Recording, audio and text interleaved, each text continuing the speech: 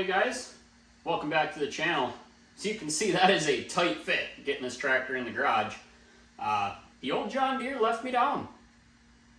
So what ended up happening was we went to go brush hog some trails and stuff in our pond area at our property. Unfortunately, I didn't get that on video, but what's going on is the PTO switch does not want to stay engaged. So the lever will stay up, but the brush hog or the PTO continuously is kicking out. Now I ended up getting it to work and we got it mowed, but I had to run a bungee cord from the switch underneath the windshield to the loader to keep forward pressure on it in order to keep the PTO engaged and the brush hog cutting. So definitely got to get that taken care of because I've got a bunch of brush hogging to do at the home place here that I want to take you guys along with it doing, but we got to get this taken care of. Now this has been an issue for, well, it started this winter. I didn't really think much of it. It was kind of the end of the year, and honestly I just never got around to fixing it. But if you notice, go ahead and look back in the snow blowing videos. If you haven't caught them, watch that video after this one. I'll tag it at the end. But all of a sudden you'd see the snow coming out of the end of the snow blower just slowly dissipate, and then it'd pick right back up. Well, that was it kicking out, me re-engaging it, you know. So it's been an issue going on now for a little while. Finally this last weekend it's basically not usable. So I'm not sure if this is going to be a super easy fix. I'm hoping it's just a linkage adjustment. I'm not sure if we're going to have to tear into underneath the dash here, if it's up there, if it's back by the transmission area. But take you guys along with, figure out what's going on, hopefully get it taken care of, and we'll kind of go from there. So as you can see, I've even got this hammered out from trying to engage this, and it doesn't engage until the last, like right there. So as you can imagine, it wiggles just a little bit and comes back. Now the light on the dash stays on all the time, even when the rear PTO kicks out, which I find that a little bit concerning. I'm hoping that, I think the switch that turns that light on must be up by the dash, because it turns on like immediately when you move that lever. I don't think the PTO itself should even engage that quick. And I'm thinking the linkage is up underneath the tractor. So let's take a look and try to figure out what's going on. I honestly don't know. I've never adjusted it before. I really don't know, but I'm sure we can get it figured out. Got our little farm helper here, Maisie. She's, we just got her. If you haven't been catching the shorts, I've got a few videos of her, but she sure is a cute little thing. Let's get to figuring this out. Now the other issue I've got going on that we might look at depending on how long this takes, but one of these hydraulic lines looks to be, well, maybe all of them, is leaking like crazy. So I just pulled this in just moments ago, as you guys saw, and it's making a pretty good puddle, but that's not the goal for today. All right, guys, I know this is real dangerous, but I'm going to try to show you what we got going on. So there's our PTO shaft here. I'm going to try to get in video me shifting it into gear, and so you guys can kind of see what's going on. So let's fire up the tractor here. Now I'm going to engage that PTO switch, and you can see how far I've got to go up before that PTO shaft starts spinning. It's all the way, and then there's a delay. Not engaged right there. And as you can see, I'm most of the way through engaging it. All right, so I went ahead and pulled the left-hand tire off. Here, guys are in the wheel well, and this is a transmission here. The ROPS come up right here. In my case, they hook to a cab, but this guy right here is the linkage that runs our PTO switch, or the PTO, I should say. And as you can see, I'm going to shift it fully into engaged PTO. That linkage barely moves. And it looks like all I need to do, and I doubt it's this easy, but we're going to pull this pin, and then this is threaded here. It's hard to see on camera, but this is threaded. I'm thinking all I got to do, pull the pin, thread this guy up a ways, and it should help pull that lever a little bit farther into gear, and in theory should make it engage sooner and more firmly in gear. I think when I get that pin pulled, I'm going to manually move this and see how far it goes, because I also don't want it riding halfway into engaging a PTO and start to wear, you know, the gears or the transmission inside. So yeah, let's go ahead and we'll get that pin pulled and kind of see what that's looking like, but there's no way it's going to be this easy to fix, but we'll see. Of course, it's got to be the pin that's the farthest most back, but there's a cotter pin, or not a cotter pin, yeah, I guess it'd be a cotter pin, back behind this main pin right here, so we just got to get that guy out of the way. Shouldn't be too tough in theory, other than you can't get to it, of course. Kind of see that guy pushing up the back side there a little bit. Apologize, I can't get you guys a better angle, but it's just pretty tight in here, so I'll show you what it looks like when we get it out though.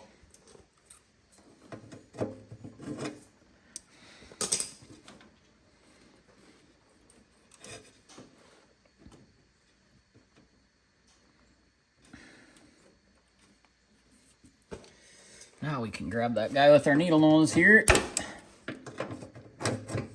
Pull him out of there. There we go. All right, so we got our little cotter pin pulled out. Probably put a new one in, we'll see. And we should be able to pull this pin out of here like that. So that's our pin that goes through the linkage, and our cotter pin obviously went in there. And then here's the linkage itself. So now it's free. Let's see how much movement we get out of the actual PTO engage.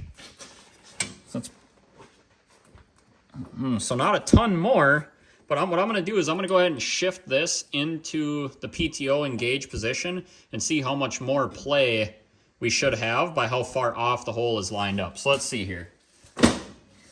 So that is our PTO lever up in the cab fully engaged, and our PTO, I don't know that we can really go much more, I'll be honest with you. Maybe it'll hold into gear a little better, I don't know. Let's try to thread this in and we'll see if it makes a difference. I don't know how much I'm going to go, maybe 4 turns. So there's, get my hands out of the way, so there's 1, 2, 3, 4. I'll be honest, guys, I'm hoping this isn't something a little more serious, because that doesn't seem to be doing as much as I'd want. We're going to go a couple more. Let's go 6. Make sure we do something. There's 5, 6. Let's go ahead and hook that back up and we'll see what it does. I'm afraid it's going to be pulling into gear right away, but we'll go ahead and put our pin back in here and test it out.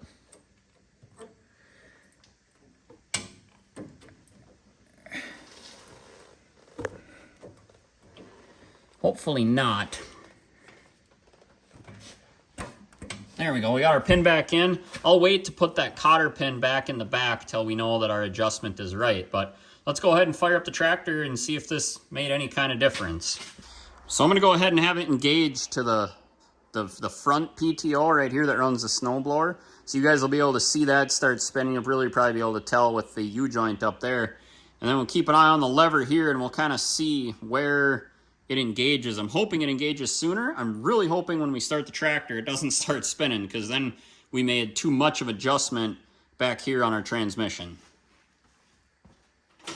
So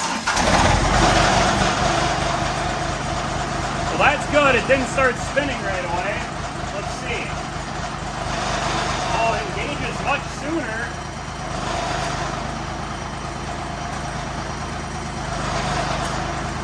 Feels like it clicks into gear better. Like it really kind of clicks in. You gotta come back a ways now to get it to kick out, like halfway back.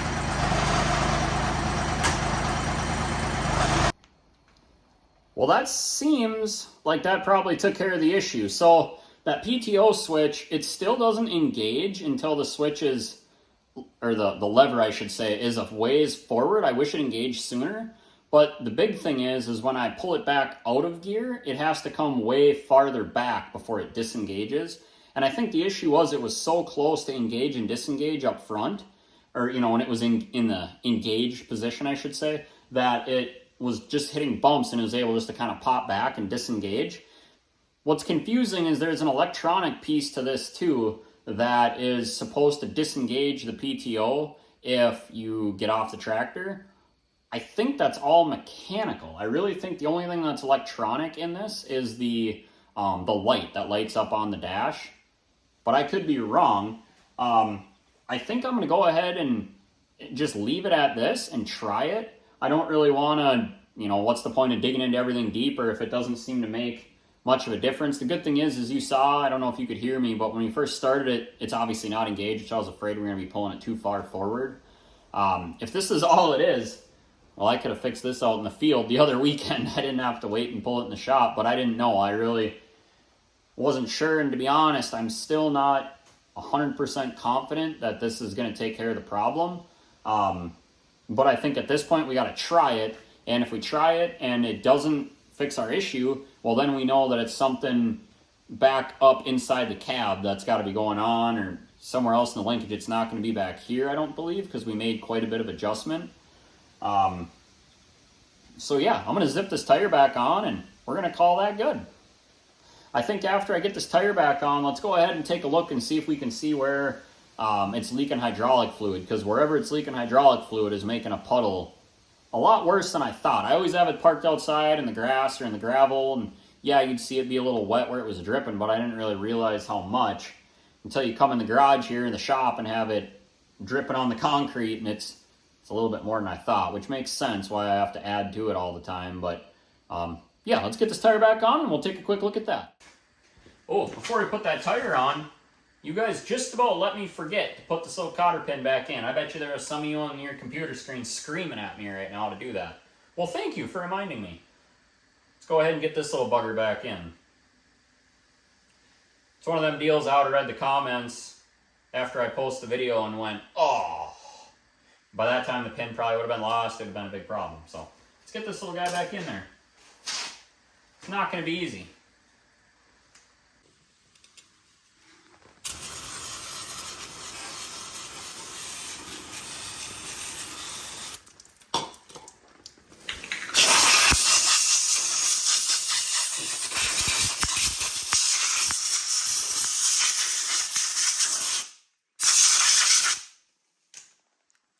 That made a mess. Now, I think we'll fire it up and see if we can't see, let it build pressure, and we'll try to see where it's leaking.